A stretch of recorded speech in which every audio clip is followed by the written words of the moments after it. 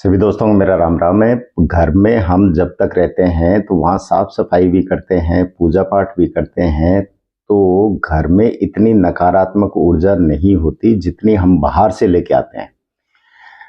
परंपरा रही है और आज भी परंपरा है बहुत सारे लोगों के कि घर में जो मेन गेट एंट्रेंस होती है, जहाँ पे आपका ड्राइंग डाइनिंग और रसोई वगैरह होती है, वहाँ जूतों का प्रवेश नहीं होने देते, क्योंकि जूते बाहर जाते हैं तो बाहर से तरह तरह की धूल मिट्टी चिपकती है और वही नेगेटिविटी अंदर आती है, तो वहाँ खराब शनि और राहु का जन्म होता है। इसकी वजह से जहाँ जहाँ इसकी अर्थिंग होती जाती है तो नुकसान होना शुरू हो जाता है।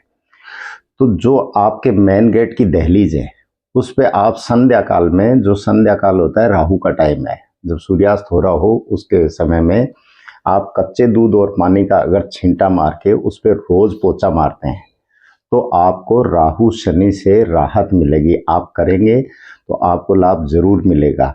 और दूसरी बात कि एक परंपरा और रही जो आजकल क्या है कि एक तरह से लुप्त होती जा रही है, वो क्या थी कि जमीन पे बैठ के खाना खाना, दरी या पट्टी बिछा के जमीन पे बैठ के खाना खाना।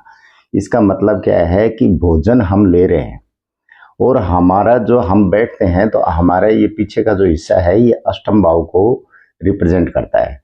तो हम भोजन ले रहे हैं उस टाइम हम मंगल को ग्रहण कर रहे हैं और आठवां घर भी मंगल है। अब मंगल अकेला हमारे लिए झेलना हमें नुकसानदायक है।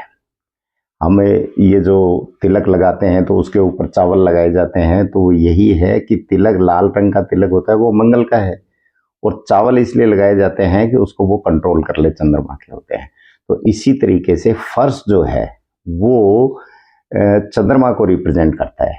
तो हम अग्नि ले रहे हैं तो एक्सिस में अग्नि जा रही है, तो इसके साथ ही क्या होगा कि चंद्रमा यानी फर्श पे हम बैठे हैं तो चंद्रमा का सहयोग मिलने की वजह से, और चंद्रमा अष्टम भाव का कारक भी है, सहयोग मिलने की वजह से हमारा मंगल जो है वो संतुलित रहेगा।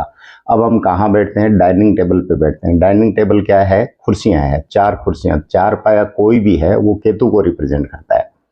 तो हम एक तरह से मंगल और केतु को मिला रहे हैं।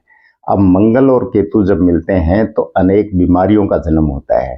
तो हो सके जहाँ तक जमीन पे बैठ के खाना खाने की कोशिश करें तो आपको 10-15 दिन में ही लगेगा कि आप डाइनिंग टेबल पे या बेड पे खाना खाते थे उसमें और अब जमीन पे बैठ के खा रहे हैं उसमें क्या फ़र्क नज़र आ रहा है।